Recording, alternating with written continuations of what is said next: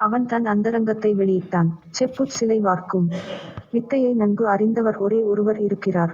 அவர் இந்த நகரத்தில் கட்டுக்காவலுடன் கூடிய கடுஞ்சிறையில் இருக்கிறார். உத்தம சோழரை ஒரு நாள் இரவு தனியாகச் சிறையில் பார்க்க முடியுமானால் போதும்.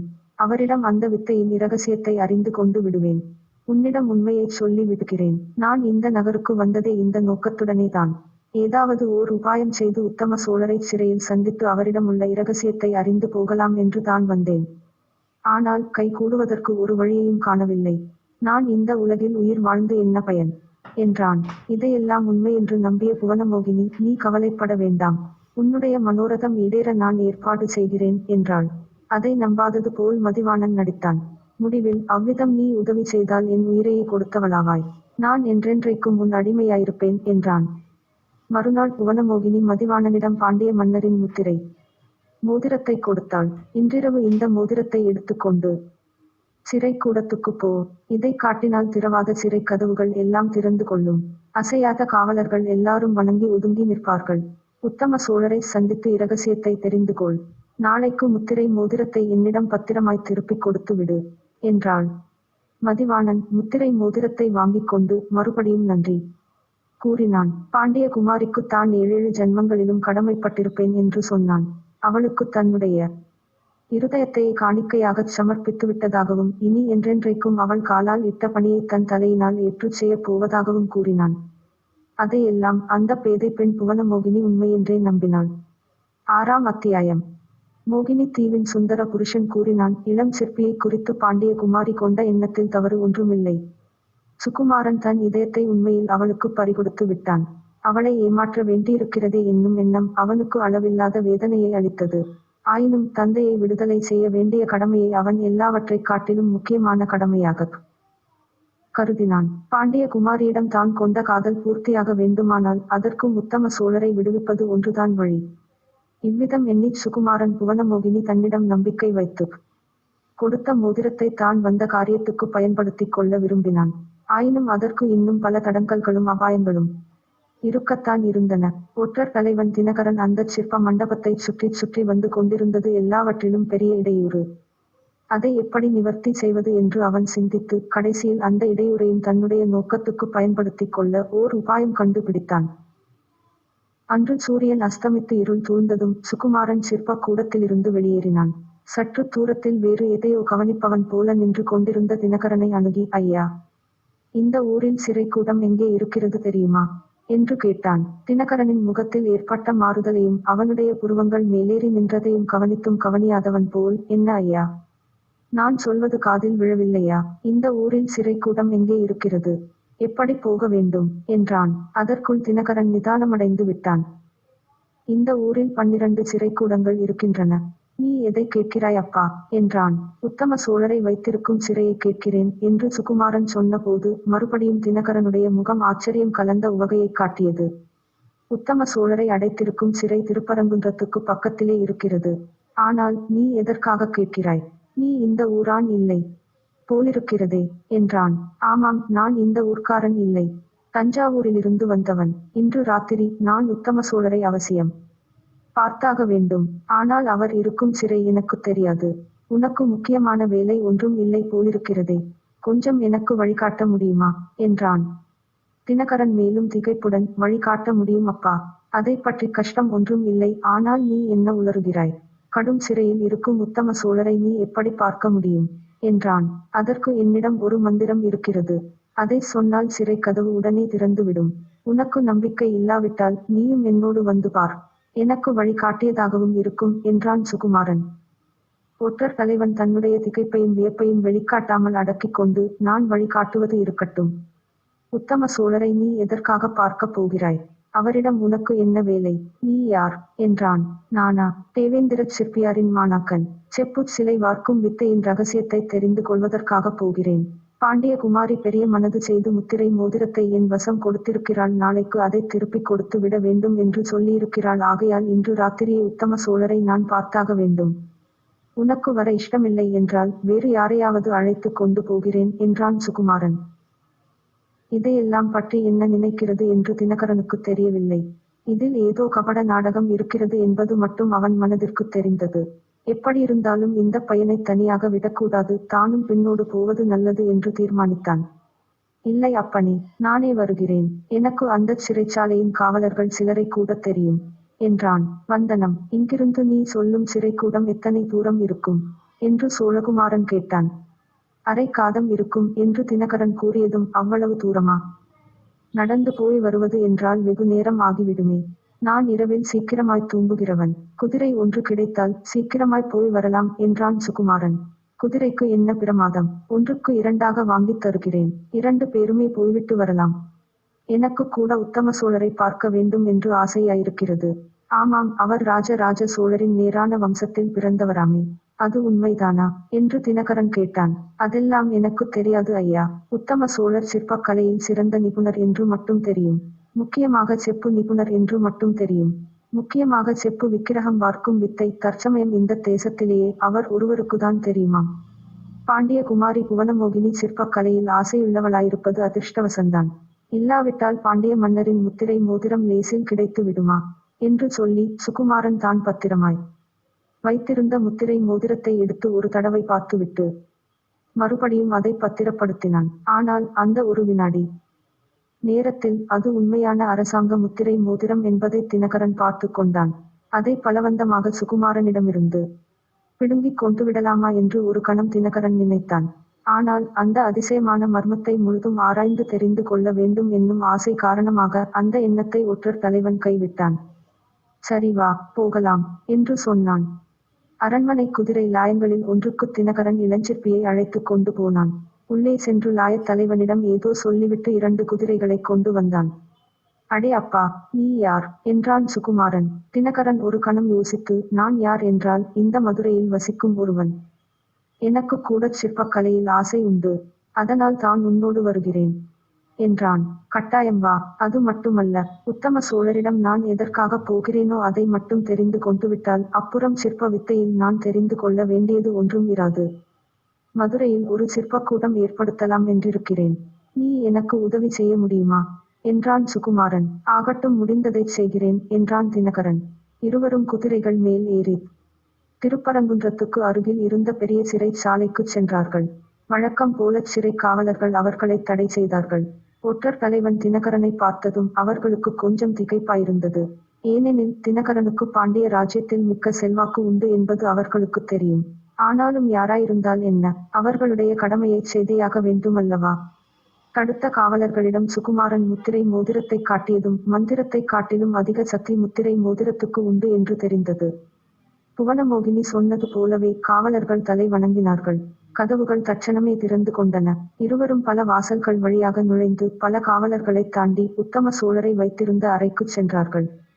உத்தம சோழரை பயங்கரமான தோற்றத்துடன் பார்த்ததும் சுகுமாரனுடைய உள்ளத்தில் அமுங்கியிருந்த கோபம், துக்கம் எல்லாம் பொங்கின. ஆயினும் மிகவும் சிரமப்பட்டு அடக்கிக் கொண்டான். அவருடைய அறைக்குள் நுழைவதற்குள், நீர் கொஞ்ச நேரம் வெளியிலேயே இருக்கலாமா என்று தினகரனை கேட்டான். நன்றாயிருக்கிறது. இத்தனை தூரம் அழைத்து வந்துவிட்டு இப்போது வெளியிலேயே நிற்கச் செய்கிறாயே என்றான் தினகரன். அவ்விதம் சொல்லிக் கொண்டே சுகுமாரனுடன் உள்ளே நுழைந்தான். அறைக்குள் நுழைந்ததும் சுகுமாரன் கதவை சாத்திக் கொண்டான். தினகரன் மீது ஒரே பாய்ச்சலாய் பாய்ந்து அவனை பிடித்து கட்டிவிட்டான். வாயிலும் துணி அடைத்து விட்டான். இதையெல்லாம் பார்த்து திகைத்திருந்த உத்தம சோழரை சுகுமாரன் உடனே விடுதலை செய்தான். அதற்கு உதவியாக அவன் கல்லுளியும் சுத்தியும் கொண்டு வந்திருந்தான். உத்தம சோழரின் இடுப்பில் சங்கிலி கட்டி அதை சுவரில் அடித்திருந்த இரும்பு வளையத்தில் இப்போது சுகுமாரன் தினகரனை பிடித்து கட்டிவிட்டான். அவன் அணிந்திருந்த உடைகளை கழற்றி தந்தையை அணிந்து கொள்ளச் செய்தான். எல்லா விவரமும் அப்புறம் சொல்கிறேன். இப்போது என்னோடு வாருங்கள். நான் என்ன பேசினாலும் மறுமொழி சொல்ல வேண்டாம் என்று தந்தையிடம் கூறினான். உடனே தந்தையும் மகனும் சிறையை விட்டு வெளிக்கிளம்பினார்கள். நல்ல இருட்டாகையால் காவலர்கள் அவர்களை கவனிக்கவில்லை. சுகுமாரனும் தினகரனுடன் பேசுவது போல, உத்தம சோழருக்கு ரொம்ப வயதாகிவிட்டது, பாவம். எத்தனை காலம் இன்னும் உயிரோடு இருக்கிறாரோ என்னமோ என்று சொல்லிக் கொண்டே நடந்தான். இருவரும் சிறையை விட்டு வெளியேறினார்கள். சுகுமாரனும் தினகரனும் ஏறி வந்த குதிரைகள் ஆயத்தமாயிருந்தன. அவற்றின் மேல் ஏறி தஞ்சாவூரை நோக்கி குதிரைகளை தட்டிவிட்டார்கள். வழியில் ஆங்காங்கு அவர்களை நிறுத்தியவர்களுக்கெல்லாம் முத்திரை மோதிரத்தை காட்டியதும் தடுத்தவர்கள் திகைப்படைந்து 2 பேருக்கும் வழி விட்டார்கள். குதிரை மீது வாயு வேக மனோவேகமாக போய் கொண்டிருந்த போதிலும் சுகுமாரனுடைய உள்ளம் மட்டும் மதுரையிலேயே இருந்தது. தான் செய்துவிட்ட மோசத்தை பற்றி புவனமோகினி அறியும் போது எப்படியெல்லாம் நொந்து கொள்வாளோ, அதனால் அவளுக்கு என்ன துன்பம் விளையுமோ என்னமோ என்று எண்ணி மிகவும் வருத்தப்பட்டான். 7ஆம் அத்தியாயம். இந்த சந்தர்ப்பத்தில் அந்த மோகினி தீவின் செலந்தரி ராணி குறுக்கிட்டு கூறலுற்றாள். ஆமாம் ஆமாம், ஆண் பிள்ளைகள் மிக்க மன இலக்கமுள்ளவர்கள். அதிலும் சுகுமார சோழனை பற்றிச் சொல்ல வேண்டியதில்லை. புவனமோகினியை நினைத்து நினைத்து அவன் உருகிக் கொண்டே போனான். அங்கே பாண்டிய குமாரிக்கு அன்றெல்லாம் கவலையாகவே இருந்தது. யாரோ ஓர் பேர் நிச்சயமாகத் தெரியாதவனிடம் முத்திரை மோதிரத்தை கொடுத்து விட்டோமே, அது சரியோ தவறோ, அதனால் என்ன விளையுமோ என்ற கவலை அவள் மனதை அரித்தது. இதைக் காட்டிலும் அதிக கவலை அளித்த ஒரு விஷயமும் இருந்தது. ஒற்றர் தலைவன் தினகரன் தேவேந்திரச் சிற்பியின் சிற்ப கூடத்தைச் சுற்றிக் கொண்டிருந்தான் என்பது புவனமோகினிக்குத் தெரிந்திருந்தது. அதை குறித்து தந்தையிடம் சொல்ல வேண்டும் என்ற எண்ணம் அவளுக்குச் சில சமயம் தோன்றியிருப்பினும் குற்றமுள்ள நெஞ்சு காரணமாக அதற்குத் தைரியம் உண்டாகவில்லை. இப்போது அந்த தினகரனால் மதிவாணனுக்கு ஏதாவது அபாயம் உண்டாகலாம் அல்லவா? இந்த கவலை காரணமாக அரண்மனை சேவகர்களில் தன்னிடம் மிக்க பக்தியுள்ளவன் ஒருவனை அழைத்து தேவேந்திரச் சிற்பியின் சிற்ப கூடத்துக்கு போய் பார்த்துவிட்டு வரச் சொன்னான். அப்படி போய் பார்த்துவிட்டு திரும்பி வந்தவன் இளஞ்சிற்பியும் ஒற்றர் தலைவனும் சேர்ந்து குதிரை லாயத்துக்குப் போய் 2 குதிரைகளில் ஏறிக்கொண்டு திருப்பரங்குன்றத்தை நோக்கி போனார்கள் என்று தெரிவித்தான். இதனால் புவனமோகினியின் மனக்கலக்கம் மேலும் அதிகமாயிற்று. அரண்மனையில் இருப்பு கொள்ளவில்லை. தான் செய்துவிட்ட தவறினால் ஏதோ ஒரு விபத்து நடக்கப் போகிறது என்று அவளுடைய உள் மனத்தில் வேதனை நிறைந்த ஒரு மெளனக் குரல் அடிக்கடி இடித்துக் கூறிக் கொண்டிருந்தது. தினகரன் ஒற்றர் தலைவன் என்பது இளஞ்சிற்பிக்குத் தெரியாதுதானே? அவனை நம்பி மோசம் போகிறானோ என்னமோ? அல்லது ஒரு வேளை அந்த இளஞ்சிற்பியும் ஒரு வஞ்சகனோ? இருவரும் ஒத்துப் பேசிக்கொண்டு ஏதாவது தீங்கு இழைக்கப் போகிறார்களோ? உத்தம சோழர் மீது ஏதேனும் புதிய பழியைச் சுமத்தி அவருடைய உயிருக்கே உலை வைத்து விடுவார்களோ? இப்படி பலவாறு எண்ணி வேதனைப்பட்டாள். கடைசியில் அவளால் பொறுக்க முடியாமற் போயிற்று. அரண்மனை ரதத்தை அவசரமாக எடுத்துவரச் செய்து இரவு 2ஆம் ஜாமத்தில் திருப்பரங்குன்றத்துச் சிறைக்கூடத்தை நோக்கிச் சென்றாள். முன்னும் பின்னும் அரண்மனை காவலர்கள் பாண்டிய குமாரியைத் தொடர்ந்து வந்தார்கள். சிறைக்கூடத்து வாசலுக்கு பாண்டிய குமாரி வந்து சேர்ந்ததும் சிறை காவலர்கள் வியப்புடனே வந்து வணங்கி நின்றார்கள். யாராவது இங்கு வந்தார்களா? சிறைக்குள்ளிருக்கும் சோழ மன்னனை பார்க்க வேண்டும் என்று சொன்னார்களா என்று அவர்களைக் கேட்டாள். ஆம் தாயே, 2 பேர் வந்தார்கள். முத்திரை மோதிரத்தை காட்டிவிட்டு உள்ளே போனார்கள். சோழ மகாராஜாவை பார்த்து பேசிவிட்டு திரும்பியும் போய் விட்டார்கள். வந்தவர்களில் ஒருவனை பார்த்தால் ஒற்றர் தலைவன் தினகரன் மாதிரி இருந்தது என்று சிறை காவலர்களின் தலைவன் கூறினான். இதைக் கேட்டதும் புவனமோகினிக்கு ஓரளவு மன நிம்மதி ஏற்பட்டது. அதே சமயத்தில் சிறையிலே கிடந்து வாடும் உத்தம சோழரை பார்க்க வேண்டும் என்ற ஆவல் உண்டாயிற்று. காவலர்கள் முன்னும் பின்னும் தீவர்த்தி பிடித்துக் கொண்டு வர புவனமோகினி சிறைக்குள் சென்று உத்தம சோழரை அடைத்திருந்த அறையை அடைந்தாள். அறைக்குள்ளே கருங்கல் மேடையில் சோழ மன்னர் தலைகுனிந்து உட்கார்ந்திருந்த காட்சியை பார்த்ததும் புவனமோகினிக்குச் சொல்ல முடியாத ஆச்சரியம் உண்டாயிற்று. ஏனெனில் நிமிர்ந்து பார்த்த முகம் உத்தம சோழரின் முகம் அல்ல, அது பாண்டிய நாட்டு ஒற்றர் தலைவன் தினகரனுடைய முகம். பாண்டிய குமாரியும் மற்றவர்களும் வருவதை நிமிர்ந்து பார்த்து தெரிந்து கொண்ட ஒற்றர் தலைவன், மோசம் மோசம், என்னை அவிழ்த்து விடுங்கள், சீக்கிரம் அவிழ்த்து விடுங்கள். இத்தனை நேரம் அவர்கள் வெகு தூரம் போயிருப்பார்கள், உடனே அவர்களைத் தொடர்ந்து பிடிக்க குதிரை வீரர்களை அனுப்ப வேண்டும் என்று கத்தினான். சிறை காவலர்கள் ஒன்றும் புரியாமல் திகைத்து நின்றார்கள். புவனமோகினி இன்னது நடந்திருக்க வேண்டும் என்று ஒருவாறு யூகித்துக் கொண்டாள். தினகரனுடைய நிலைமையையும் அவனுடைய பதட்டத்தையும் கண்டதும் முதலில் அவளுக்கு தாங்க முடியாத சிரிப்பு வந்தது. ஆமாம் அம்மணி, இன்றைக்குச் சிரிப்பீர்கள், நாளைக்கு அரசர் திரும்பி வந்தால் அப்போது தெரியும் எத்தனை பேருடைய தலை உருளப் போகிறதோ என்றான். இதைக் கேட்ட புவனமோகினிக்கு நெஞ்சில் சிறிது பீதி உண்டாயிற்று. ஆயினும் வெளிப்படையாக வேண்டுமென்றே அதிகமாகச் சிரித்தாள். அன்றைக்கு இந்த தினகரன் சிற்பக்கூடத்தில் தன்னுடைய வேஷத்தை கலைத்து அவமானப்படுத்தியதற்கு இது தக்க தண்டனை என்று கருதினாள். பிறகு, ஓற்றா, வெறுமனே பதட்டப்படுவதில் என்ன பிரயோஜனம்? நடந்ததை நிதானமாகச் சொல்லு என்றாள். நிதானமாகச் சொல்லச் சொல்லுகிறீர்களே, அவர்கள் இத்தனை நேரமும் மதுரையைத் தாண்டி போயிருப்பார்களே. சீக்கிரம் அம்மா, சீக்கிரம் என்றான் தினகரன். அவர்கள் என்றால் யார் என்று புவனமோகினி கேட்டாள். உத்தம சோழரும் அவருடைய புதல்வர் சுகுமாரனும்தான். வேறு யார் என்றான் தினகரன். அப்போதுதான் புவனமோகினிக்கு தான் செய்த தவறு எவ்வளவு பெரிது என்று தெரிந்தது. ஆயினும் தன்னுடைய கலக்கத்தை வெளிக்குக் காட்டிக் கொள்ளாமல், அவர்கள் ஓடிப்போகும்படி நீ எப்படி விட்டாய்?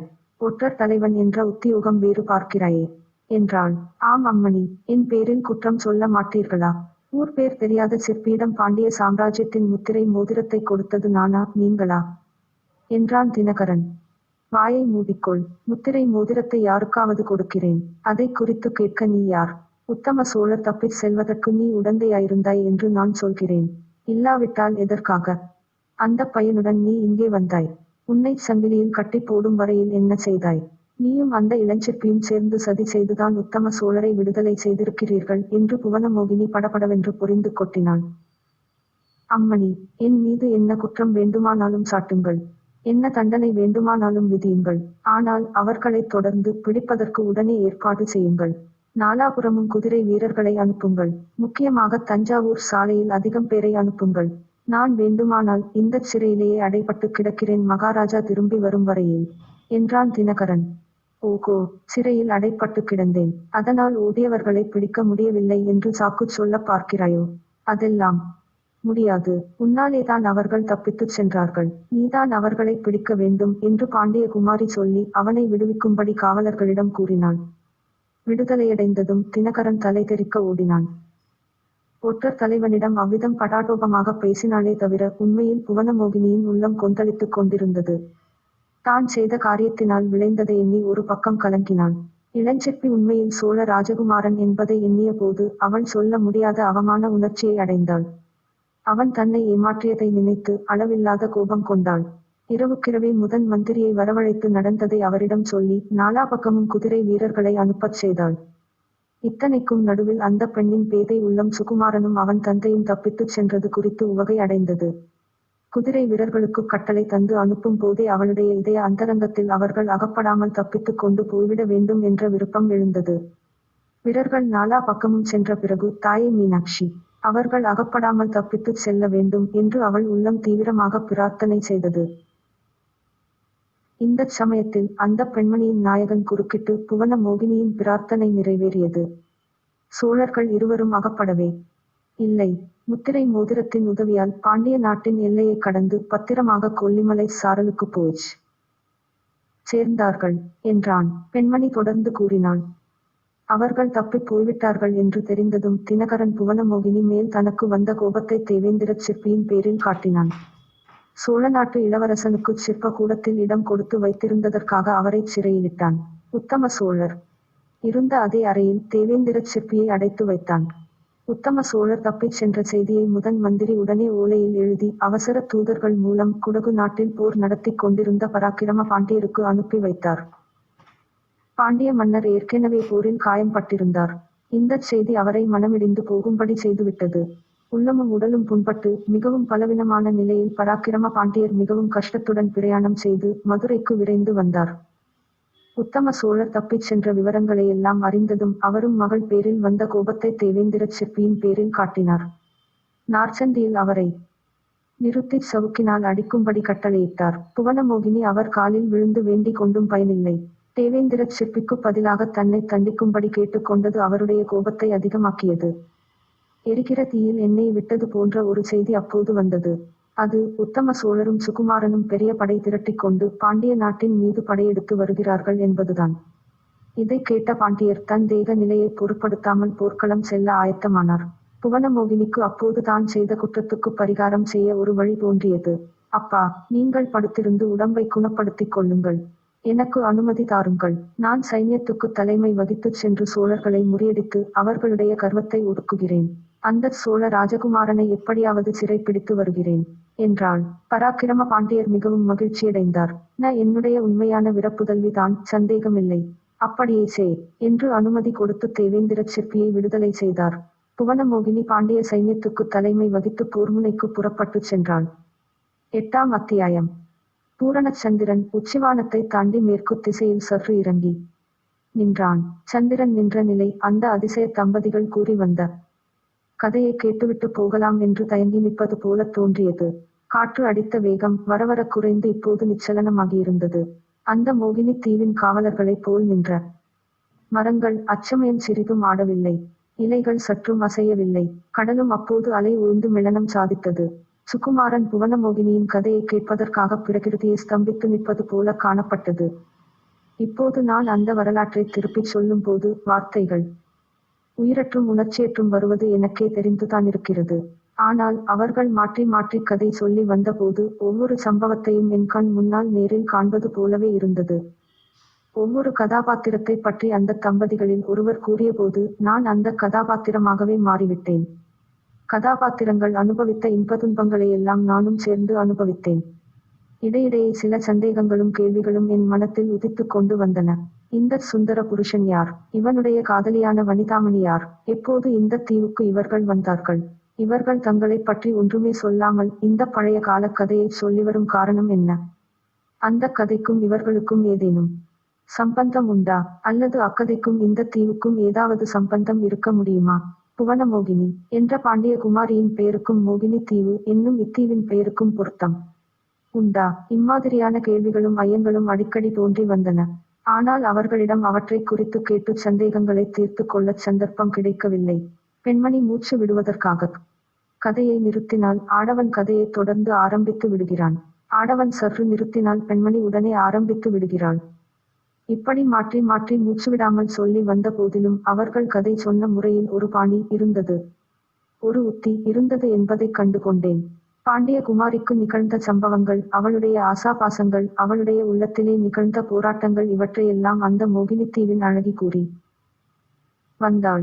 சோழநாட்டு இளவரசனைப் பற்றியும் அவனுடைய மனோ நிகழ்ச்சிகள், செய்த காரியங்கள் இவற்றைப் பற்றியும் அந்த அழகியின் காதலன் சொல்லி வந்தான். இப்படி பங்கு போட்டுக்கொண்டு அவர்கள் கதை சொன்ன விசித்திர முறை எனக்கு ஒரு பக்கத்தில் வியப்பு அளித்துக் கொண்டு வந்தது.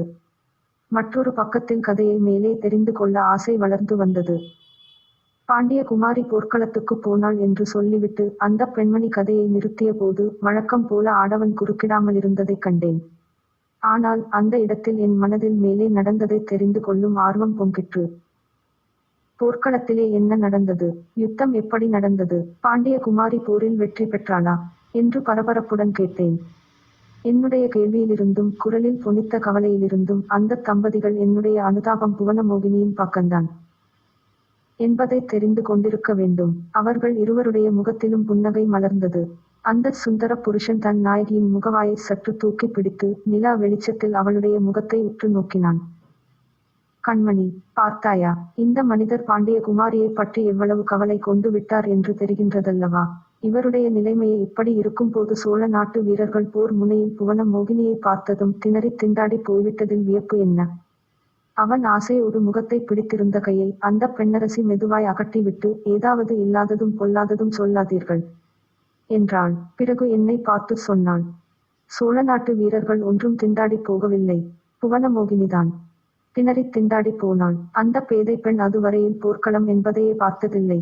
அவளுக்கு யுத்த தந்திரம் ஒன்றும் தெரிந்திருக்கவில்லை. அன்றுவரையில் அவள் ஆடல் பாடல்களிலும் வேடிக்கை விளையாட்டுகளிலும் கோயில் குளங்களுக்குப் போவதிலும் உல்லாசமாக காலங்கழித்து வந்தவள் தானே. திடீரென்று யுத்த களத்தில் கொண்டு போய் நிறுத்தியதும் அவளுக்கு திக்கு திசை புரியவில்லை.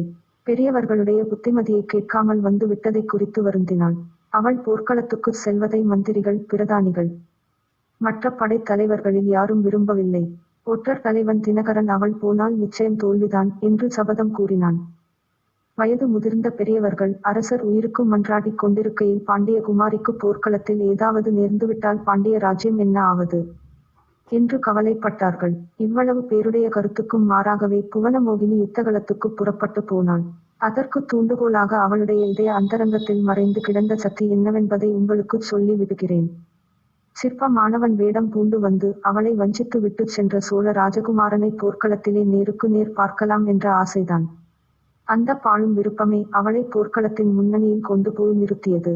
ஒரு பெண் போர்க்கோலம் பூண்டு பாண்டிய சைன்யத்தின் முன்னணியில் வந்து சண்டைக்கு ஆயத்தமாக நிற்பதை பார்த்துவிட்டு சோழ நாட்டு வீரர்கள் குலுங்கச் சிரித்தார்கள். வஞ்சக நெஞ்சம் கொண்ட சுகுமாரன் சோழர் படைக்கு பின்னால் எங்கேயோ நின்று தனக்குத் தானே சிரித்து கொண்டான். இதை கேட்டதும் அந்த பெண்ணின் நாயகன் ஆத்திரத்துடன் குறுக்கிட்டு பேசினான். இவள் சொல்லுவதை நீங்கள் நம்ப வேண்டாம். சோழ நாட்டு ஏரர்கள் பாண்டிய குமாரியை பார்த்துச் சிரிக்கவில்லை. அவர்கள் திகைத்து போய் நின்றார்கள். சுகுமாரன் பின்னால் நின்று தனக்குள் சிரித்துக் கொண்டிருக்கவும் இல்லை. அந்த அபாக்கியசாலி தன்னுடைய இதயத்தை கவர்ந்த புவனமோகினியுடன் எதிர்த்து நின்று யுத்தம் செய்யும்படி ஆகிவிட்டதே என்று மனம் நொந்து வேதனைப்பட்டான். ஒருவரும் பாராத தனி இடத்தை தேடிச் சென்று கண்ணீர் வடித்தான். முதலில் சில நாள் அவன் போர்க்களத்தில் முன்னணிக்கே வரவில்லை. பாண்டிய குமாரியை நேருக்கு நேர் சந்திப்பதற்கு வெட்கப்பட்டு கொண்டுதான் அவன் பின்னால் நின்றான். ஆனால் சுகுமாரன் முன்னணிக்கு வர வேண்டிய அவசியம் சீக்கிரத்திலே ஏற்பட்டு விட்டது. பாண்டிய குமாரிக்கு யுத்த தந்திரம் ஒன்றும் தெரிந்திருக்கவில்லை என்று இவள் சொன்னாள் அல்லவா? அது என்னமோ உண்மைதான். அதுவரையில் அவள் போர்க்களத்தையே பார்த்ததில்லை என்பதும் மெய்தான். ஆனால் அவ்விதம் அவள் அதுவரை யுத்த களத்தை பாராமலிருந்ததே அவளுக்கு மிக்க உதவியாய் போய்விட்டது. போர் முறைகளை பற்றிய அவளுடைய அறியாமையே ஒரு மகத்தான யுத்த தந்திரம் ஆகிவிட்டது. போர் முறைகள் தெரிந்தவர்கள் சாதாரணமாய் போவதற்கு தயங்கக்கூடிய இடங்களுக்கெல்லாம் பாண்டிய குமாரி சர்வ சாதாரணமாக போகலுற்றாள். பெண்களிடம் சாதாரணமாக காண முடியாத நெஞ்சு துணிவையும் தைரியத்தையும் அவள் காட்டினாள். அந்த துணிச்சலும் தைரியமும் சிறந்த கவசங்களாகி அவளை காத்தன. அவள் காட்டிய தீரம் பாண்டிய வீரர்களுக்கு அபரிமிதமான உற்சாகத்தை ஊட்டியது. போர்க்களத்தில் பாண்டிய குமாரி எந்த பக்கம் தோன்றினாலும் அந்த பக்கத்திலுள்ள பாண்டிய வீரர்கள் வீர கோஷத்தை எழுப்பிக் கொண்டு சோழர் படையின் பேரில் பாய்ந்தார்கள்.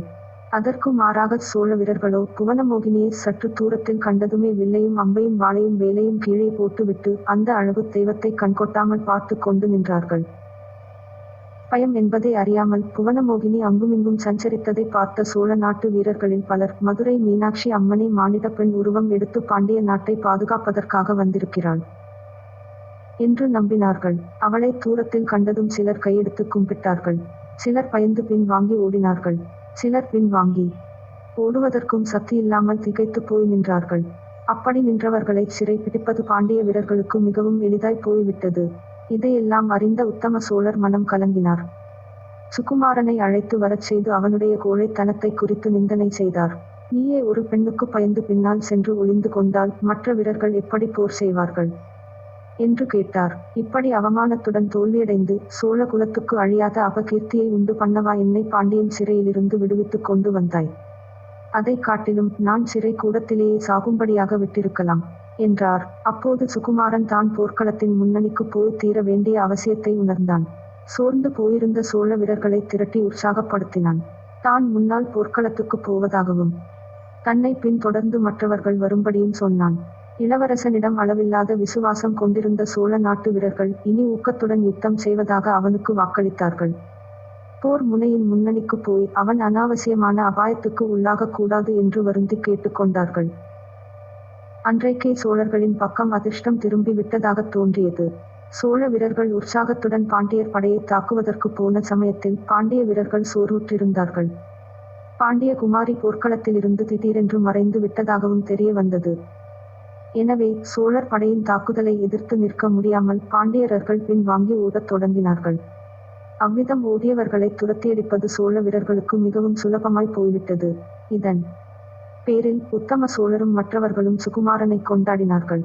ஆனால் அவனுடைய மனத்தில் நிம்மதி ஏற்படவில்லை. பாண்டிய குமாரியின் கதி என்ன ஆயிற்றோ என்று எண்ணி எண்ணி அவன் மனம் கலங்கினான். 9ஆம் அத்தியாயம்.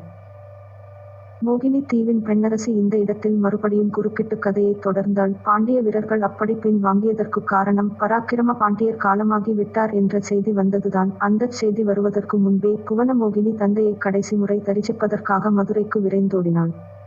மரணத் தருவாயிலிருந்த பராக்கிரம பாண்டியர் தம் அருமை குமாரியை கட்டி அணைத்துக் கொண்டு ஆசி கூறினார்.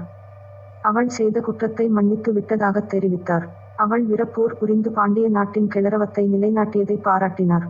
இனிமேல் யுத்தத்தை நிறுத்திவிட்டு சோழர்களுடன் சமாதானம் செய்து கொள்ளும்படியும் புத்திமதி சொன்னார். நான் இறந்துவிட்ட பிறகு சோழர்கள் போர் செய்ய மாட்டார்கள். ஒரு அபலை பெண்ணோடு யுத்தம் செய்யும்படி அவ்வளவு தூரம் சோழ குலம் மானம் கெட்டு போய்விடவில்லை. அவர்கள் போரை நிறுத்த விரும்பினால் நீ அதற்கு மாறுதல் சொல்ல வேண்டாம் என்றார். கடைசியாக உனக்கு திருமணம் நடத்தி பார்க்க வேண்டும் என்ற என் மனோரதம் ஈடேறவில்லை. மீனாட்சி அம்மனுடைய அருளினால் நீ உன மனதுக்குகந்த மணாளனை மணந்து இன்புற்று வாழ்வாய் என்று ஆசி கூறினார். இவ்விதம் ஆசி கூறிச் சிறிது நேரத்துக்கெல்லாம் பராக்கிரம பாண்டியர் தமது அருமை மகளுடைய மடியில் தலையை வைத்து படுத்தபடி இந்த இகவாழ்வை அந்துச் சென்றார். புவனமோகினி அழுதாள், அலறினாள், கண்ணீரை அருவியாக பெருக்கினாள்.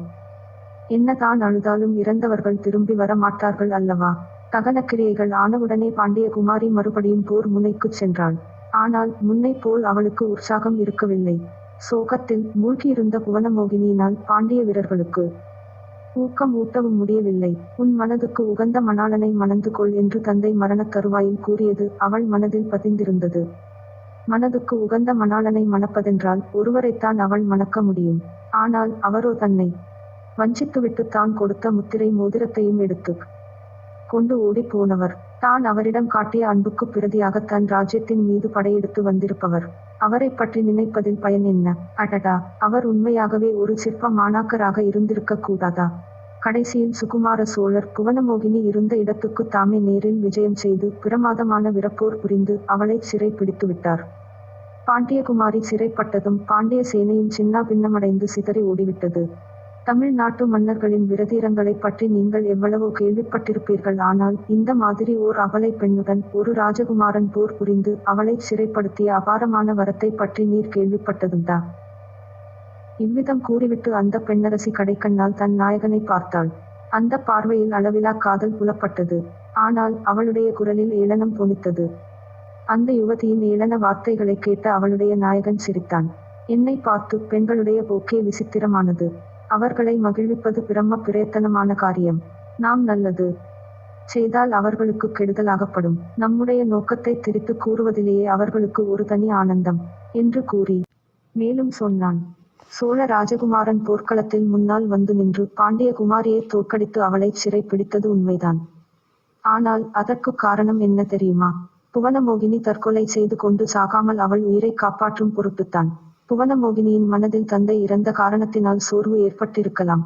ஆனால் அந்த மனச்சோர்வை அவள் போர்க்களத்தில் வெளிப்படையாக காட்டிக் கொள்ளவில்லை. முன்னை காட்டிலும் 10 மடங்கு விராவேசத்தோடு போர் புரிந்தாள். கத்தியை சுழற்றிக் கொண்டு போர்க்களத்தில் தன்னன் தனியாக அங்குமிங்கும் ஓடினாள். பாண்டிய குமாரியை யாரும் காயப்படுத்தி விடக்கூடாதென்றும் சுகுமாரன் சோழ ஏரர்களுக்கு கண்டிப்பான கட்டளையிட்டிருந்தான். ஆனால் அவர்கள் அந்த கட்டளையை நிறைவேற்றுவது இயலாமற் போகும்படி புவனமோகினி நடந்து கொண்டாள். எப்படியாவது போர்க்களத்தில் உயிரை விட்டு விடுவது என்றும் சோழர் குலத்துக்கு அழியாத பழியை உண்டு பண்ணுவது என்றும் அவள் தீர்மானம் செய்திருந்ததாக காணப்பட்டது. சண்டையை நிறுத்திவிட்டு சமாதானமாக போகலாம் என்று தந்தை சொல்லியனுப்பியதை அவள் சட்டை செய்யவில்லை. அதன் பேரில் சுகுமாரன் தானே அவளுக்கு எதிரே வந்து நிற்க வேண்டியதாயிற்று. சுகுமாரனை திடீரென்று பார்த்ததும் பாண்டிய குமாரியின் கையிலிருந்து கத்தி நழுவி விழுந்தது. உடனே பக்கத்திலிருந்த சோழ வீரர்கள் அவளை பிடித்து கொண்டார்கள். கயிறு கொண்டு அவளுடைய கைகளை கட்டி சுகுமாரன் எதிரில் கொண்டு போய் நிறுத்தினார்கள். சுகுமாரன் உடனே குதிரை மீதிருந்து கீழே இறங்கினான். பாண்டிய குமாரிக்கு ஆறுதலான மொழிகளை சொல்ல வேண்டும் என்று கருதினான். ஆனால் மனதில் தோன்றிய ஆறுதல் மொழிகள் வாய் வழியாக வருவதற்கு மறுத்தன. புவனமோகினியின் கோலத்தைக் கண்டு அவன் கண்களில் கண்ணீர் ததும்பியது. அவள் தந்தையை இழந்து நிராதரவான நிலையில் இருப்பதை எண்ணி அவன் உள்ளம் உருகியது. ஆனால் ஆண்மக்களை விட பெண் மக்கள் பொதுவாக கல்நெஞ்சு படைத்தவர்கள் என்பதை அப்போது புவனமோகினி நிரூபித்தாள். சுகுமாரனை அவள் ஏறிட்டு பார்த்து, ஐயா மதிவாணரே, செப்புச் சிலை செய்யும் வித்தையை சோழ மன்னரிடமிருந்து கற்றுக்கொண்டு விட்டீரோ என்று கேட்டாள். அதற்கு மறுமொழி சொல்லச் சுகுமாரனால் முடியவில்லை. தான் அவளை ஏமாற்றிவிட்டு வந்ததற்காக அவளிடம் வணங்கி மன்னிப்பு கேட்டுக்கொள்ள அவன் விரும்பினான். ஆனால் அத்தனை வீரர்களுக்கு மத்தியில் ஒரு பெண்ணுக்கு பணிந்து மன்னிப்பு கேட்டுக்கொள்ளச் சுகுமாரனுக்கு தைரியம் வரவில்லை. ஆகையால் புவனமோகினியை பத்திரமாய் கொண்டு போய் தக்க பாதுகாப்பில் வைக்கும்படி கட்டளை பிறப்பித்து விட்டு தன்னுடைய தந்தையை தேடி போனான். உத்தம சோழர் அப்போது வெகு உற்சாகமாக இருந்தார். மதுரையின் வீதிகளில் அவரை தேர்காலில் கட்டி பராக்கிரம பாண்டியன் இழுத்துச் சென்றதை உத்தம சோழர் மறக்கவே இல்லை. அதற்கு பழிக்கு பழி வாங்குவதற்கு இப்போது சந்தர்ப்பம் கிடைத்து விட்டது என்று அவர் எண்ணி சந்தோஷப்பட்டு கொண்டிருந்தார். பராக்கிரம பாண்டியன் இறந்துவிட்டபடியால் அவனுக்கு பதிலாக அவனுடைய மகளை பழி வாங்குவதற்கு அவர் திட்டங்கள் போட்டுக் கொண்டிருந்தார். அவனுடைய இதயம் கொந்தளித்துக் கொண்டிருந்தது. உரலுக்கு ஒரு பக்கத்தில் இடி, மத்தளத்துக்கு இரு பக்கத்திலும் இடி என்ற பழமொழி தெரியுமல்லவா? சுகுமாரன் மத்தளத்தின் நிலையில் இருந்தான். ஒரு பக்கம் அவனுடைய காதலை கொள்ளை கொண்ட புவனமோகினி அவனை வஞ்சகன் என்று நிந்தனை செய்தாள். இன்னொரு பக்கத்தில் அவனுடைய தந்தை ஒரே மூர்க்க ஆவேசங்கொண்டு பாண்டிய குமாரி மீது வஞ்சம் தீர்த்து கொள்ள வழிகளை தேடிக் கொண்டிருந்தார். சுகுமாரன் அவரிடம் மெல்ல மெல்ல தன் மனநிலையை வெளியிட முயன்றான். முதலில் அரச தர்மத்தை தந்தைக்கு நினைப்பூட்டினான். புவனமோகினி பாண்டிய ராஜனின் மகள் அல்லவா, அவளை மரியாதையாக நடத்த வேண்டாமா என்றான். அதற்கு உத்தம சோழர், அவர்கள் பரம்பரை பாண்டியர்கள் அல்லர், நடுவில் வந்து மதுரை சிம்மாசனத்தை கவர்ந்தவர்கள், அவர்களுக்கு ராஜகுலத்துக்குரிய மரியாதை செய்ய வேண்டியதில்லை என்று சொன்னார். பிறகு சுகுமாரன், பாண்டியகுமாரியின் உதவியில்லாவிட்டால் நான் தங்களை விடுவித்திருக்க முடியாது. அவள் கொடுத்த முத்திரை மோதிரத்தை எடுத்து கொண்டுதான் சிறைக்குள்ளே வர முடிந்தது. அந்த மோதிரத்தை காட்டித்தானே நாம் தப்பித்து வந்தோம் என்றான். அதற்கு உத்தம சோழர், யுத்த முறைகள் 4 உண்டு, சாம, தான, பேத, தண்டம் என்று. நீ பேத முறையை கையாண்டு எதிரியை ஏமாற்றினாய். அது நியாயமான யுத்த முறைதான். அதற்காக நீ வருத்தப்பட வேண்டியதில்லை. உலகம் தோன்றின நாள் தொட்டு அரச குலத்தினர் பகைவர்களை வெல்வதற்காக தந்திரோபாயங்களை கைக்கொண்டிருக்கின்றனர். சாணக்கியர் அர்த்த சாஸ்திரத்தில் என்ன சொல்லியிருக்கிறார் என்று உனக்குத் தெரியாதா என்றார். சுகுமாரன் கடைசியாக தன்னுடைய உள்ளத்தின் நிலையை உள்ளபடியே வெளியிட்டான். பாண்டிய குமாரியிடம் தான் காதல் கொண்டு விட்டதையும் அவளைத் தவிர வேறு யாரையும் கல்யாணம் செய்து கொள்ள தன் மனம் இடம் கொடாது என்பதையும் சொன்னான். இதை அவன் சொன்னானோ இல்லையோ, உத்தம சோழர் பொங்கி எழுந்தார். துர்வாச முனிவரும் விசுவாமித்திரரும் பரசுராமரும் ஓருரு கொண்டது போலானார். என்ன வார்த்தை சொன்னாய்? அந்த கிராதகனுடைய மகள் பேரில் காதல் கொண்டாயா? என்னை தேர்காலில் கட்டி மதுரையின் விதிகளில் இழுத்த பாதகனின் குமாரியை மணந்து கொள்வாயா? என்னை சிறையில் அடைத்துச் சங்கிலி மாட்டி விலங்கினத்தைப் போல கட்டி வைத்திருந்த சண்டாளனுடைய மகள் சோழ சிங்காதனத்தில் விட்டிருப்பதை நான் அனுமதிப்பேனா? ஒரு நாளும் இல்லை. அப்பனைப் போலவே மகளும் சூழ்ச்சி செய்திருக்கிறாள். உன்னை வலை போட்டு பிடிக்கத் தந்திரம் செய்திருக்கிறாள். அதில் நீயும் விழுந்து விட்டாய். புவனமோகினியை நீ கல்யாணம் செய்து கொள்வதாயிருந்தால் என்னை கொன்று விட்டுச் செய்து கொள். நான் உயிரோடிருக்கும் வரை அதற்குச் சம்மதியேன். அவளைப் பற்றி இனி என்னிடம் ஒரு வார்த்தையும் பேசாதே. அவளை கரும்புள்ளி செம்புள்ளி குத்திக் கழுதை மேல் ஏற்றி வைத்து அதே மதுரை நகர் விதிகளில் ஊர்வலம் நடத்தப் போகிறேன். அப்படிச் செய்தால் ஒழிய என் மனத்தில் உள்ள புண் ஆறாது என்று இப்படியெல்லாம் உத்தம சோழர் ஆத்திரத்தை கொட்டினார். இந்த மனோநிலையில் அவருடன் பேசுவதில் பயனில்லை என்று சுகுமாரன் தீர்மானித்தான். கொஞ்ச காலம் கழித்து அவருடைய கோபம் தணிந்த பிறகு முயற்சி செய்து பார்க்க வேண்டும். அதற்குள்ளே கோபவெறி காரணமாக புவனமோகினியை ஏதாவது அவமானப்படுத்தி விட்டால் என்ன செய்கிறது? அந்த நினைவையை சுகுமாரனால் பொறுக்க முடியவில்லை. காதலும் கல்யாணமும் ஒரு புறம் இருக்க, அவள் தனக்குச் செய்த உதவிக்கு பிரதி நன்றி செலுத்த வேண்டாமா? இவ்விதம் யோசித்ததில் கடைசியாக ஒரு வழி அவன் மனதில் தோன்றியது. சிறையிலிருந்து அவள் தப்பி போகும்படி செய்வது முதல் காரியம். நேரில் அவளிடம் போய் எதுவும் பேசுவதற்கு அவனுக்கு வெட்கமாயிருந்தது. தன்னை பார்த்ததும் செப்பு விக்கிரகம் செய்யும் வித்தையை கற்றுக்கொண்டீரா என்று தான் மீண்டும் அவள் கேட்பாள். அதற்கு என்ன மறுமொழி கூறுவது? அதைக் காட்டிலும் வேறொருவர் மூலம் காரியம் நடத்துவது நல்லது.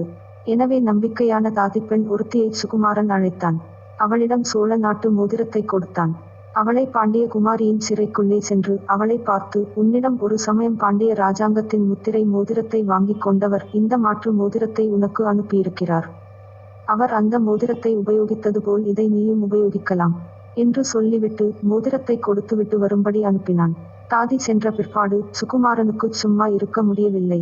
புவனமோகினி மோதிரத்தை வாங்கிக் கொண்டு என்ன செய்கிறாள், என்ன சொல்லுகிறாள் என்று தெரிந்து கொள்ள விரும்பினான். ஆகவே தாதியின் பின்னோடு சுகுமாரனும் சென்று ஒரு மறைவான இடத்தில் இருந்து ஒட்டு கேட்டான்.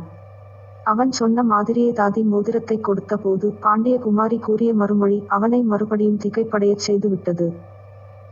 இவ்விதம் சொல்லி மோகினி தீவின் சுந்தர புருஷன் கதையை நிறுத்தினான். மேலே நடந்ததை தெரிந்து கொள்ள என்னுடைய ஆவல் உச்ச நிலையை அடைந்தது. 10ஆம் அத்தியாயம். மோகினி தீவில் பூரணச்சந்திரனின் போதை தரும் வெண்ணிலவில் குன்றின் உச்சியில் உட்கார்ந்து அத்தம்பதிகள் எனக்கு அந்த விசித்திரமான கதையை சொல்லி வந்தார்கள். ஒருவரோடொருவர் மோதி அடித்துக் கொண்டு சொன்னார்கள். குழந்தைகள் எங்கேயாவது போய்விட்டு வந்தால் நான் சொல்கிறேன் என்று போட்டியிட்டுக் கொண்டு சொல்லும் அல்லவா? அந்த ரீதியில் சொன்னார்கள். அழகே வடிவமான அந்த மங்கை கூறினாள். பாண்டிய குமாரி சிறையில் தன்னன் தனியாக இருந்தபோது அவளுக்குச் சிந்தனை செய்யச் சாவகாசம் கிடைத்தது. இராஜரீக விவகாரங்களும் அவற்றிலிருந்து எழும் போர்களும் எவ்வளவு தீமைகளுக்கு காரணமாகின்றன என்பதை உணர்ந்தாள். தன்னுடைய கல்யாண பேச்சு காரணமாக எழுந்த விபரீதங்களை ஒவ்வொன்றாக எண்ணி பார்த்து வருத்தப்பட்டாள். தான் ராஜகுமாரியாக பிறந்திராமல் சாதாரண குடும்பத்தில் பெண்ணாகப் பிறந்திருந்தால் இவ்வளவு துன்பங்களும் உயிர் சேதங்களும் ஏற்பட்டிராதல்லவா என்று எண்ணி ஏங்கினாள். தன் காரணமாக எத்தனையோ பேர் உயிர் துறந்திருக்க தான் மட்டும் யுத்த களத்தில் உயிர் விட எவ்வளவு முயன்றும் முடியாமற் போன விதியை நொந்து கொண்டாள். இப்படிப்பட்ட நிலைமையிலே தான் தாதி வந்து சோழகுமாரன் கொடுத்த முத்திரை மோதிரத்தை கொடுத்தாள். புவன மோகினிக்கு உடனே சுகுமாரன் செய்த வஞ்சனை நினைவுக்கு வந்து அளவில்லா ஆத்திரத்தை மூட்டியது. அந்த ஆத்திரத்தை தாதியிடம் காட்டினாள். இந்த மோதிரத்தை கொடுத்தவரிடமே திரும்பிக் கொண்டு போய் கொடுத்துவிடு. அவரை போன்ற வஞ்சகம் மிக்க ராஜகுமாரனின் உதவி பெற்றுக் கொண்டு உயிர் தப்பி பிழைக்க விரும்பவில்லை என்று சொல்லு. அதைக் காட்டிலும் இந்தச் சிறையிலேயே இருந்து உயிரை விடுவேன் என்று சொல்லு. அந்த மனிதர் முத்திரை மோதிரத்தை ஒரு காரியத்துக்காக வாங்கிக் கொண்டு அதை உபயோகப்படுத்தி மோசம் செய்து விட்டு ஓடி போனார். அது சோழ குலத்தின் பழக்கமாயிருக்கலாம். ஆனால் பாண்டிய குலப்பெண் அப்படி செய்ய மாட்டாள் என்று சொல்லு.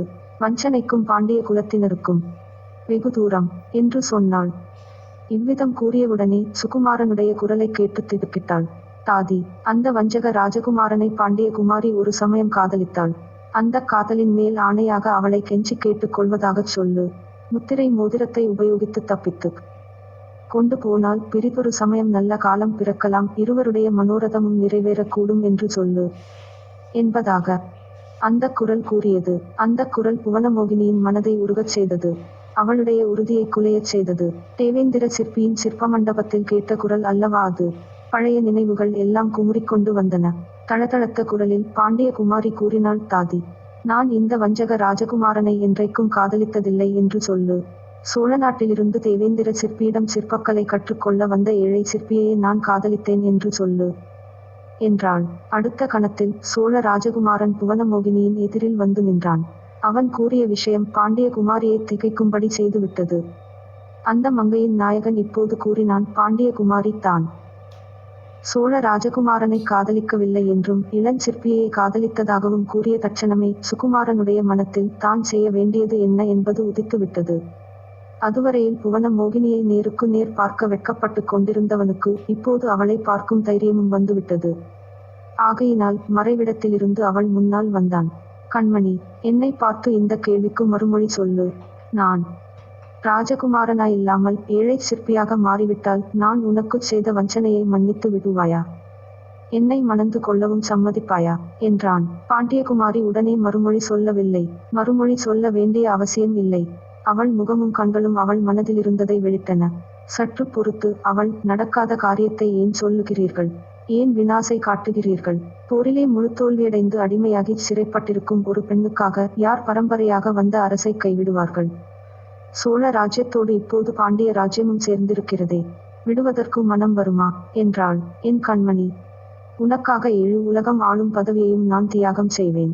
ஆனால் உனக்கு ராணியாக இருக்க வேண்டும் என்ற ஆசை இல்லையே என்று சுகுமாரன் கேட்டான். ராணியாக வேண்டும் என்ற ஆசை இருந்தால் தேவேந்திர சிற்பியின் சீடனுக்கு என் இருதயத்தை கொடுத்திருப்பேனா என்றாள் பாண்டியகுமாரி. உடனே சுகுமாரன் தன் அறையில் செருகியிருந்த உடை வாளை எடுத்து காட்டி, இதோ இந்த கொலை கருவியை, ராஜகுல சின்னத்தை, பயங்கர யுத்தங்களின் அடையாளத்தை உன் கண் முன்னால் முறித்து எரிகிறேன் பார் என்று சொல்லி அதை தன்னுடைய பலம் முழுவதையும் பிரயோகித்து முறித்தான். உடைவாள் படீரென்று முறிந்து தரையிலே விழுந்தது. பின்னர் சுகுமாரன் தன் தந்தையிடம் சென்றான். அரசாட்சியில் தனக்கு விருப்பம் இல்லை என்றும் ராஜ்யத்தை தன் சகோதரன் ஆதித்தனுக்கு கொடுத்து விடுவதாகவும் ராஜ்யத்துக்கு ஈடாக புவனமோகினியை தனக்கு தர வேண்டும் என்றும் கேட்டுக்கொண்டான். முதலில் உத்தம சோழர் இணங்கவில்லை. எவ்வளவோ விதமாக தடை சொல்லி பார்த்தார். சுகுமாரன் ஒரே உறுதியாக இருந்தான். அப்பா, தாங்கள் நீண்ட பரம்பரையில் வந்த சோழநாட்டு சிம்மாசனத்தில் பராக்கிரம் பாண்டியர் மகள் ஏறச் சம்மதிக்க முடியாது என்றுதானே சொன்னீர்கள்? உங்களுடைய அந்த விருப்பத்துக்கு நான் விரோதம் செய்யவில்லை. வேறு என்ன உங்களுக்கு ஆட்சேபம்? இந்த தேசத்திலேயே நாங்கள் இருக்கவில்லை. கப்பலேறி கடல் கடந்து போய் விடுகிறோம்.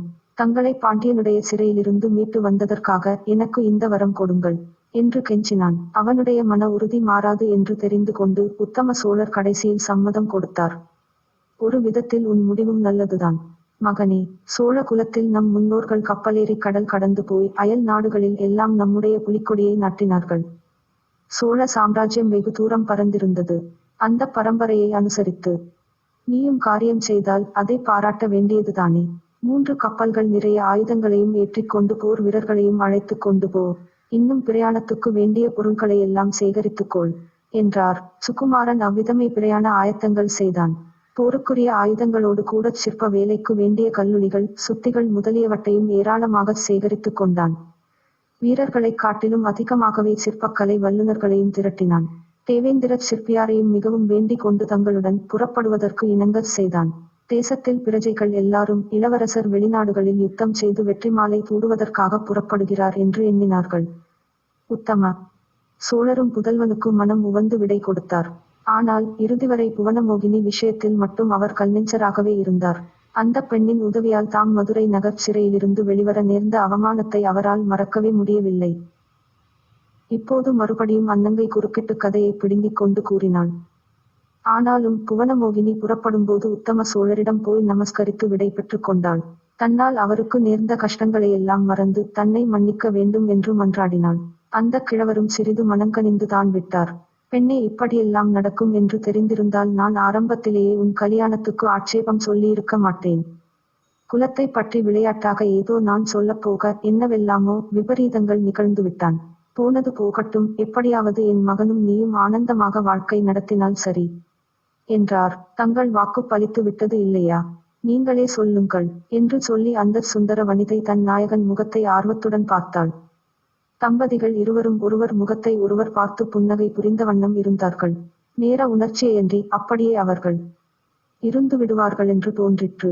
நானும் காதலர்கள் பலரை பார்த்திருக்கிறேன், கதைகளில் படித்திருக்கிறேன். ஆனால் இந்த தம்பதிகளின் காதல் மிக அபூர்வமானதாக எனக்கு தோன்றியது. அப்படி ஒருவர் முகத்தை ஒருவர் பார்த்து கொண்டே இருப்பதற்கு என்னதான் இருக்கும்?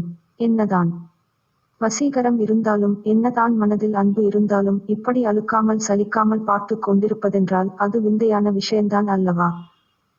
ஆனால் நான் பொறுமை இழந்துவிட்டேன். அவர்களிடம் பொறாமையும் கொண்டேன் என்றால் அது உண்மையாகவே இருக்கும். கதையின் முடிவை தெரிந்து கொள்ளும் ஆவலும் அதிகமாயிருந்தது. என்ன திடீரென்று இருவரும் மிளனம் சாதித்துவிட்டீர்களே, பிற்பாடு என்ன நடந்தது? கதையை முடியுங்கள் என்றேன். அப்புறம் என்ன? 1000 வருடமாக கரிகால் சோழன் காலத்திலிருந்து பரம்பரை பெருமையுடன் வந்திருந்த சோழ சாம்ராஜ்யத்தை துறந்து சுகுமாரன் நாகப்பட்டினம் துறைமுகத்தில் கப்பல் ஏறினான். கடலில் சிறிது தூரம் கப்பல்கள் சென்றதும் 3 கப்பல்களிலும் இருந்த வேல், வாள் முதலிய ஆயுதங்களையெல்லாம் எடுத்து நடுக்கடலில் போடும்படி செய்தான். கல்லுளிகளையும் சுத்திகளையும் தவிர வேறு ஆயுதமே கப்பலில் இல்லாமல் செய்து விட்டான். பிறகு பல தேசங்களுக்குச் சென்று பல இடங்களை பார்த்துவிட்டு கடைசியாக இந்த ஜனசஞ்சாரமில்லாத தீவுக்கு வந்து இறங்கினோம். எல்லாம் இந்த பெண்ணாய் பிறந்தவளின் பிடிவாதம் காரணமாகத்தான் என்று ஆடவன் சொல்லி நிறுத்தினான். கடைசியில் அவன் கூறியது எனக்கு அளவில்லாத திகைப்பை அளித்தது. இத்தனை நேரமும் சுகுமாரன் புவனமோகினியை பற்றி பேசி வந்தவன் இப்போது திடீரென்று வந்து இறங்கினோம் என்று சொல்லுகிறானே, இவன் தான் ஏதாவது தவறாக பிதட்டுகிறானோ, அல்லது என் காதிலே தான் பிசகாக விழுந்ததோ என்று சந்தேகப்பட்டு அந்த பெண்ணின் முகத்தை பார்த்தேன். அவள் கூறினாள், நீங்களே சொல்லுங்கள் ஐயா, அந்த உளுத்து போன பழைய சோழ ராஜ்யத்தை கைவிட்டு வந்ததினால் இவருக்கு நஷ்டம் ரொம்ப நேர்ந்து விட்டதா? நாங்கள் இந்த தீவுக்கு வந்து ஸ்தாபித்த புதிய சாம்ராஜ்யத்தை இதோ பாருங்கள், ஒரு தடவை நன்றாக பார்த்துவிட்டு மறுமொழி சொல்லுங்கள். இவ்விதம் கூறி அந்த மோகினி தீவின் சுந்தரி தீவின் உட்புறத்தை நோக்கி தன் அழகிய கரத்தை நீட்டி விரல்களை அசைத்துச் சுட்டிக்காட்டினாள். அவள் சுட்டிக்காட்டிய திசையில் பார்த்தேன். மாடமாளிகைகளும் கூட, கோபுரங்களும் மணி மண்டபங்களும் அழகிய விமானங்களும் விஹாரங்களும் வரிசை வரிசையாகத் தென்பட்டன. பால் போன்ற வெண்ணிலவில் அக்கட்டிடங்கள் அப்போதுதான் கட்டி முடிக்கப்பட்ட புதிய கட்டிடங்களாகத் தோன்றின. தந்தத்தினாலும் பளிங்கினாலும் பல வண்ணச் சலவைக் கற்களினாலும் கட்டப்பட்டவை போல ஜொலித்தன. பாறை முகப்புகளில் செதுக்கப்பட்டிருந்த சிற்ப உருவங்களெல்லாம் உயிர்களை பெற்று விளங்கின. சிறிது நேரம் உற்று பார்த்து கொண்டிருந்தால் அந்த வடிவங்கள் உண்மையாகவே உயிர் அடைந்து பாறை முகங்களிலிருந்து வெளிக்கிளம்பி என்னை நோக்கி நடந்து வரத் தொடங்கிவிடும் போல காணப்பட்டன. கடைசியாகத் தோன்றிய இந்த எண்ணம் எனக்கு ஒரு வித பயத்தை உண்டாக்கியது. கண்களை அந்த பக்கமிருந்து திருப்பி கதை சொல்லி வந்த அதிசய தம்பதிகளை நோக்கினேன். திடீரென்று பனி பெய்ய ஆரம்பித்தது. அவர்களை இலேசான பனிப்படலம் மூடியிருந்தது. பனியினால் என் உடம்பு சில்லிட்டது. அவர்களை உற்று பார்த்த வண்ணம் தளதளத்த குரலில் கதை நன்றாகத்தான் இருந்தது. ஆனால் நான் ஆரம்பத்தில் கேட்ட கேள்விக்கு பதில் சொல்லவில்லையே. நீங்கள் யார்? இந்த தீவுக்கு எப்போது எப்படி வந்தீர்கள் என்றேன். இருவருடைய குரலும் இனிய சிரிப்பின் ஒலியில் கலந்து தொனித்தன. விடிய விடிய கதை கேட்டு விட்டு சீதைக்கு இராமன் என்ன உறவு என்று கேட்பது போலிருக்கிறதே என்றான் அந்த சுந்தர புருஷன். தமிழ் மொழியில் மற்ற பாஷைகளுக்கு இல்லாத ஒரு விசேஷம் உண்டு என்று அறிஞர்கள் சொல்லி நான் கேள்விப்பட்டிருந்தேன். அதாவது ஆயிரக்கணக்கான வருடங்களாக தமிழ் மொழி ஏறக்குறைய ஒரே விதமாக பேசப்பட்டு வந்திருக்கிறது என்பதுதான். இது எனக்கு நினைவு வந்தது. இன்றைக்கும் தமிழ் நாட்டில் வழங்கும் பழமொழியை சொல்லி என்னை பரிகசித்தது சோழ இளவரசன் சுகுமாரன் தான் என்பதை ஊகித்து தெரிந்து கொண்டேன். அதை வெளியிட்டு கூறினேன். தாங்கள் தான் சுகுமார சோழர் என்று தோன்றுகிறது. உண்மைதானே? அப்படியானால் இந்த பெண்மணி என்று சொல்லி உயிர் பெற்ற அழகிய சிற்ப வடிவம் போல தோன்றிய அந்த மங்கையின் முகத்தை நோக்கினேன். அவள் 3 உலகங்களும் பெறக்கூடிய ஒரு புன்னகை புரிந்தாள். அந்த புன்னகையுடனே என்னை பார்த்து, ஏன் ஐயா, என்னை பார்த்தால் பாண்டிய ராஜகுமாரியாக தோன்றவில்லையா என்றாள்.